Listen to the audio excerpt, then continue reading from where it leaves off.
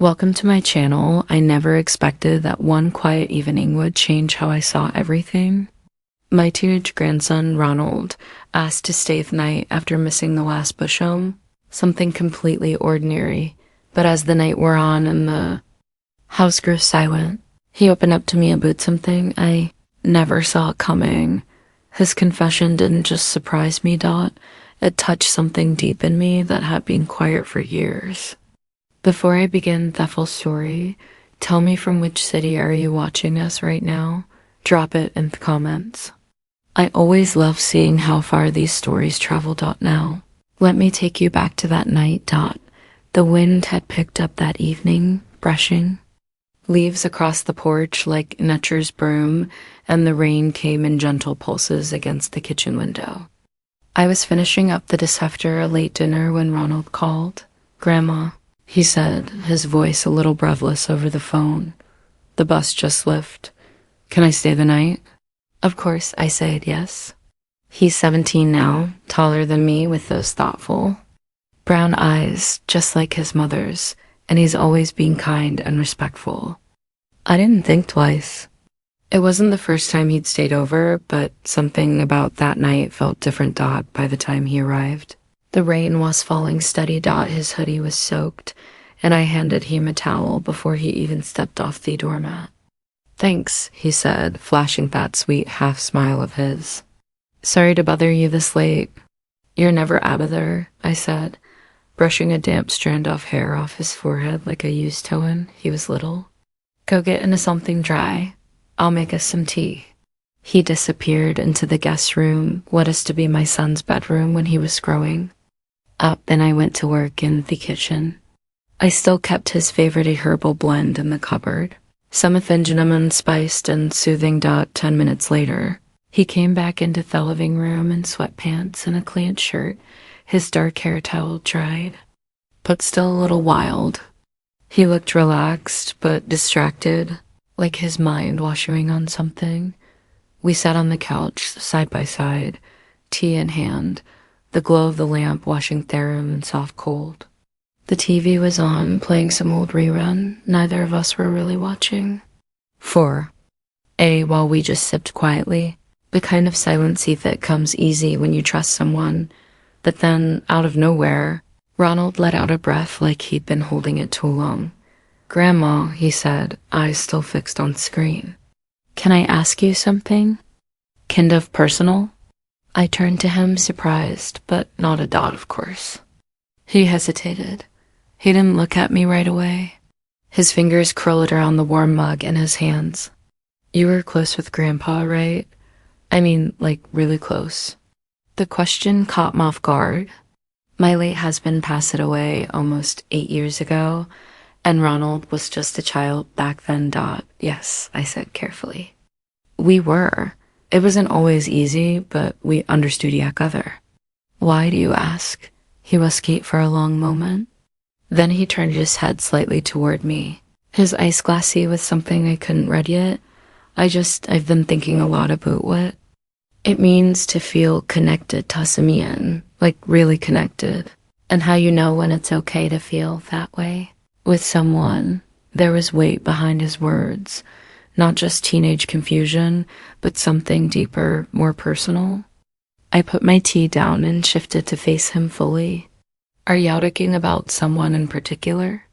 I asked gently. He nodded slowly, sort of. "It's not anyone at school. It's not a girl or anything." Now I felt my breath catch a little. Not in fear, but anticipation. My heart began to beat a little faster. "I think I've been feeling something," I said softly. "And I don't know if it's wrong or if I'm crazy, but I needed to tell someone. Someone who wouldn't freak out. I thought maybe I would understand." The room felt very still. Even the rain seemed to pause. I reached out and took his hand, unlistening. I told him, "Whatever it is, you can say it." His eyes searched mine, then, finally meeting them head on, I could see the storm behind them. Not kind from outside, but the kind that brews inside a person when they're scared of their own feelings. He swallowed hard. I think I feel safer with you than anyone else. Like I can't say things to you that I can't say to Tonyo. And when I'm around you, I don't know. It's different. It's not just that you're my grandmother, dog. It's like you see me not just as a kid, but as me. I felt something stir in me, dot, then a warmth, a confusion, a sadness, and a tenderness tangled all together. For a moment, I didn't say anything. I didn't know how to. I hadn't expected to feel this. Not from him. Not from me.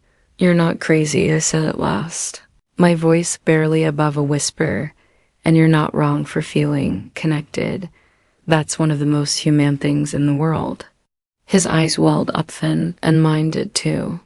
He leaned into home just a little, like a boy who needed comfort, but also like a young man who was searching for something more. Understanding, acceptance, truth. I put my arm around his shoulders and let him lean his head against me. The warmth of his body beside mine, the soft rhythm of his breath, it brought back memories and emotions I hadn't visited in years. I didn't know what to do with those feelings. He whispered, "We don't need to do anything tonight," I said, brushing his hair back gently. "Let's just sit here. Let's just feel what we feel."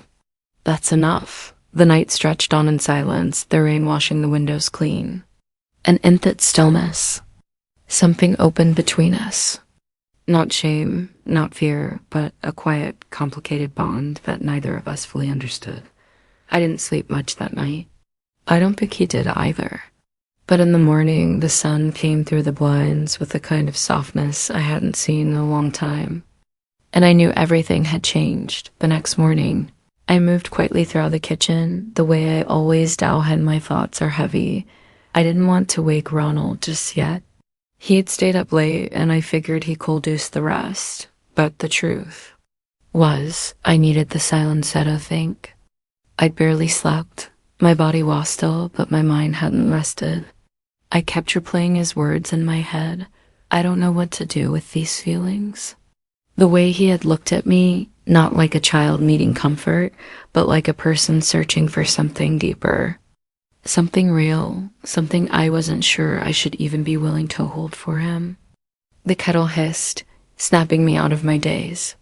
I poured the water over the tea leaves, letting the steam rise into my face. It was always a scent that grounded me, but not today. Today, it only reminded me that something delicate had been stirred, and there was no going back. Sandra. His voice was groggy and soft behind me. I turned to see him standing in the hallway, hair tousled, wearing that same t-shirt and sweatpants. He looked so young and yet not a child at all. That contrast made something flutter in my chest. "I didn't mean to sleep so late," he said. "You needed it," I answered, managing a small smile. "Come sit." I made tea. He sat down at the kitchen table right across from me. There was a strange calm between us, like we were both pretending nothing had happened the night before, but we both knew it wasn't true. The silence stretched out. Finally, he said, "I meant everything I said last night." I looked into his eyes. He wasn't nervous anymore. He seemed steady, like he'd spent the night thinking too. "I believe you," I said. He nodded slowly, wrapping his hands around the warm mug. "I didn't mean to make things weird. I just couldn't keep it all in." "You didn't make things weird," I told him, then paused. "But you did change something." His eyes searched mine again, not for permission, but for truth. "Do you wish I hadn't said anything?" he asked. "You slowly don't know," I said. "I think it's better that you did." That was the first time since my husband died that I let myself admit that I missed being seen. Truly seen, not just as someone's mother or grandmother or neighbor or a friendly old woman at the grocery store, but as a whole person, a woman with thoughts and feelings, desires and longings I had long buried under the rhythm of quiet days and routines. I looked at Ronald. So young, yes, but there was a depth in him. He'd always been more emotionally open than most boys his age. Sensitive, thoughtful, caring in a way that was rare and beautiful. I'd always admired that in him. But now I saw how that sensitivity had shaped how he saw me. Last night, he began. Hesitant again. When I was next to you, it felt different, like I belonged there. His words hit me in the softest part of my chest. I didn't know how to respond. Was it wrong to feel comfort in his presence? Was it wrong to find something beautiful in his honesty? You're a good young man, I said after a while, reaching across the table topless, my hand over his. And what you're feeling, I don't think it's wrong, be it is complicated. I know. He whispered, we come from two different worlds, I said gently. I'm your grandmother. There are things I have to think about. How the world sees us, what's right, what's fair to you. Because you're still figuring out who you are. And I don't want to be the reason you're confused. I'm not confused, he said, suddenly more certain. I've never been more sure, Abatho, I feel. I paused, letting that land between us. There was something heartbreakingly sincere in his voice, and I couldn't dismiss it. You're 17, Ronald. I know how old I am, he said quietly. And I know how this looks, but this isn't about age for me. This is about how I feel when I'm with you. I feel whole. I feel seen. I feel like I matter. His voice cracked on the last word, and I saw the boy in him again, the one who had always wanted to matter, to be truly loved without conditions. And that's when I realized something important. This wasn't about attraction. Not really. This was about connection. About two souls who, in their loneliness, had found a place to rest in each other. I've missed that feeling too, I said almost to myself. He reached for my hand again and held it tighter. I just want to be near you, that's all. Can I stay another night? The question lingered in the air. It wasn't inappropriate, and yet it carried weight. It wasn't just about not catching a bus. It was about continuing something unspoken, uncharted. I could have said no. I probably should have, but instead I nodded. All right, but we take things slow. Why keep talking? We keep it honest. A smile flickered across his face. No triumphant, but relieved. That evening, we cooked dinner together. He chopped the vegetables while I stirred the soup, and we moved around each other like a quiet dance. There were small smiles, occasional glances, but nothing was said about the night before. We just were together, present, easy in each other's space. Later, we sat in the living room again. The TV murmured something forgettable in the background. He sat, a little closer than before, his leg brushing mine now and then. I didn't move away. As the night deepened, he reached out slowly and placed his hand on top of mine again. This time I didn't pretend to be surprised. Do you ever feel lonely? He asked. All the time, I replied without thinking. I don't want you to feel that way anymore. My throat tightened. I didn't have an answer for that. I wasn't even sure I should answer. Instead, I leaned my head lightly against his shoulder just for a moment. It was brief, soft, but real. He didn't move. He didn't speak. And in that moment, everything felt like it was holding its breath. The room, the air, even the shadows. I closed my eyes and whispered, "Let's just be here right now." He nodded, resting his head gently against mine, and that's how.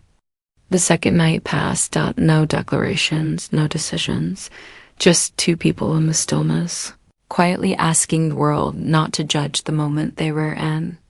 The next morning arrived quieter than the last, as if the house itself understood something had shifted. The light that slipped through the kitchen window was warmer somehow. Even though the sky was gray. I was already up folding laundry and pretending to keep busy. Truth was, my heart hadn't trusted. Ronald was still asleep, or at least still in his room. I wasn't sure what time he had drifted off, or if he had at all. After our quiet moment on the couch, he had gone to bed without another word. But the way he had looked at me before standing up, soft, calm, and almost grateful, stayed with me. I folded another towel and set it on the pile. My hands moved on their own, but my mind wandered. I kept hearing his voice from the night before, echoing with something raw. I don't want you to feel that way anymore. I didn't know how to tell him I'd stopped expecting anyone to say that to him. Not after so many years of politels, surface level concern, and the slow fade into invisibility that aging brings. Just as I reached for another sheet, I heard the creak of the hallway floor. I didn't turn right away, but then his voice, soft and freshly awake, said, "Good morning, Grandma." I looked over my shoulder. He stood there in the doorway, barefoot, his hair messy and eyes still sleepy. But Hesmold and something inside me softened again. "Morning, sweetheart," I said. Hes stepped forward and wrapped his arms around me from behind. It was gentle, sweet, and familiar, but it lingered just a beat longer than usual. I didn't move. I let it happen. His chest was warm against my back, and I could feel his breath on my neck, steady and calm. "Thank you," he said, still holding me. "For what?" I asked, my voice low. "For not pushing me away." I turned in his arms to face him, my hands resting on his shoulders. "You were brave to speak from your heart," I said. "That's not something many your age can do." Helen ducked slightly, looking into my face, searching again. It wasn't just bravery. It was something I had to do. I didn't think I could have gone on pretending I didn't feel it. "Ronald," started. My voice caught between affection and hesitation. "You're young. These feelings, they're intense now." "What?" He gently shook his head. "Please don't explain them away." No. They're real." His words weren't defensive. They were certain and honest. I could tell he thought about it more than I'd realized. I never expected to feel so close to Simeon again. I admitted more to myself than to him. "Especially not like this." He held my gaze. "Maybe that's the part that matters most." We stood there in the kitchen for what felt like a long time. Not frozen, not nervous, just still connected dot. Eventually I pulled away gently and turned back to the laundry. "Breakfast." He smiled. "I'll make the eggs." I left him. He moved around the kitchen with ease, and we cooked side by side. When he bumped his hip into mine playfully while reaching for a bowl, I laughed, really laughed, for the first time in months. That afternoon we went for a walk. The rain had stopped, but the ground was still damp, and the leaves had that darkened, earthy color that comes after a storm. The streets were quiet, our steps the only sound aside from Thuend. As we walked past the little park down the road, Ronald slowed his pace. "Used to come here with Mom when I was little." "I remember," I said with a smile. "You always insisted on pushing the swings by yourself, even though your legs barely touched the ground." I chuckled. "I always wanted to feel grown up." "You were always in a hurry to be older." He looked over at me. "Maybe that's because I wanted to be seen, really seen." That word again, seen. He paused beside a bench under an old oak tree. "Can we sit?" We did, and he sat closer than necessary. I didn't move away. "Do you ever wish life had gone differently?" he asked. I thought about it sometimes, but if it had, I might have missed out on things I didn't even know I needed. Like quiet mornings or Samuel remembering how I like my tea. Hesmold, I remember. He reached out and took my hand, this time in full daylight. I looked around, no one nearby. No eyes watching us, still. My heart pounded. "I don't want this to be just a moment we'll forget about later," he said.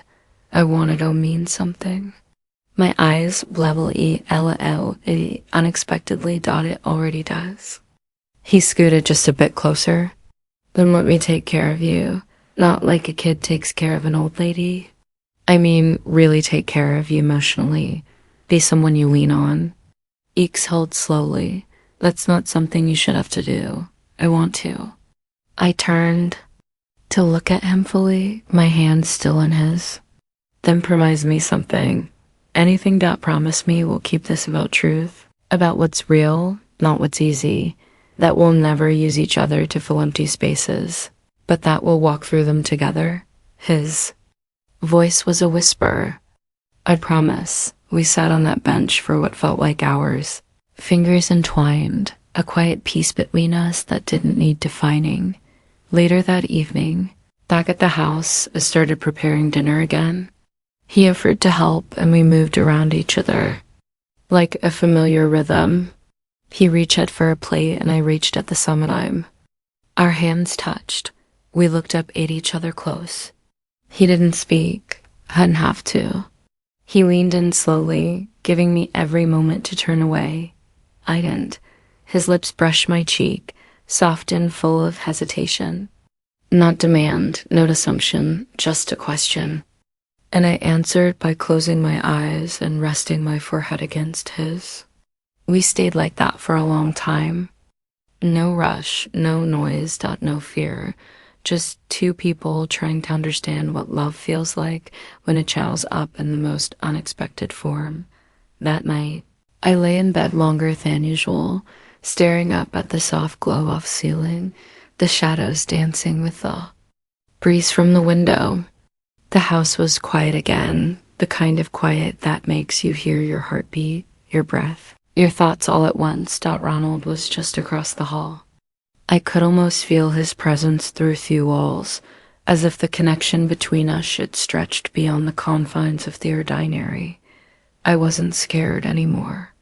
None of what Heffled and none of what I felt either, but he was still careful because what we had stepped into was delicate and real. I didn't hear his footsteps, but I knew he was there when I saw the soft light from the hallway fade beneath my door. A gentle knock. Grandma, he whispered. My chest tightened, but I kept my voice steady. Come in. He opened the door slowly and stood there unsure. He wore a plain t-shirt and sleep pants, his hair messy from lying down, and something in his face was wide open. Nowls, no masks, just the boy I'd known and the man he was slowly becoming. I couldn't sleep, he said. I couldn't either, I replied. He stepped inside and closed the door behind him. The silence that followed was deep, not awkward, not tense, just full. I sat up, pulling the blanket around my legs. Do you want to talk? He walked toward the edge of the bed and sat down carefully as if entering a sacred space. Not talk, just be, I nodded. We sat there in the stillness for a long time. Shoulder to shoulder. The light from the street lamp outside washed part of the room in silver. Held his head gently against Miss Holder, and I didn't pull away. I couldn't. I'm scared, he said softly. Of what? That this is just something you're letting happen because you feel sorry for me or lonely. His words struck me in the chest. It earned. Slightly so I could see his face. No, I said firmly. You have nothing to prove to me, and I don't do things out of pity. You mean something to me, Ronald. This connection, it's strange, yes, but not empty, not some quiet mercy. It's real, and I feel it too. Hal looked at me, eyes damped. Then, can I stay? Just tonight, just be close. There was something heartbreakingly sincere in the way he asked. Not a plea for intimacy, but a longing for safety, for warmth, for a kind of love that transcended explanation. I nodded slowly. Yes, but we keep it gentle. We stay in this space with no expectations. I just want to be near you, he whispered. That's all. He slid beneath blanket beside me, keeping a careful distance. His body radiated warmth. His breathing was steady. I rested my hand gently over his. He held it. We lay like that for a long time, not touching beyond our fingers, not speaking beyond what the quiet allowed. There was a kind of peace in it that I hadn't felt in years, a sense of being understood, even in the silence. Somewhere between midnight and morning, he shifted closer just enough so his head could rest near mine on the pillow. I opened my eyes and looked at him. Are you okay? I asked. Yes, he said, because you're here. I smiled and let my fingers brush his cheek, a gesture full of affection and boundaries. You have a beautiful heart, Ronald, I whispered. Don't ever lose it. He closed his eyes and rested quietly, and that's how the night passed without anything said or done that would need to justify dot, no lines crossed. Just two souls sharing warmth in a world that often forgets how much we all long to be close to someone, so be known. The next morning when we woke, we didn't speak about the night before, but we didn't avoid it either. We moved gently through breakfast, and when it was time for him to go, we stood by the front door a little longer than usual. I'll come by. Again soon, he said. Up here, I replied. He hugged me long firm, full of something unspoken dot when he stepped outside and walked down the path. He turned once to look back at me. I waved, and in that moment, I knew something had changed in both of us. We had found a kind of connection that didn't ask to be named or explained. It simply was quiet, profound, and deeply human. I closed the door behind me and leaned against it, my heart full. Sometimes love doesn't arrive the way we expect. Sometimes it appears quietly in spaces between loss and longing and the courage of someone young who chooses to speak the truth, and in the heart of someone older who chooses to listen. This wasn't a story about right or wrong. It was a story about seeing and being seen.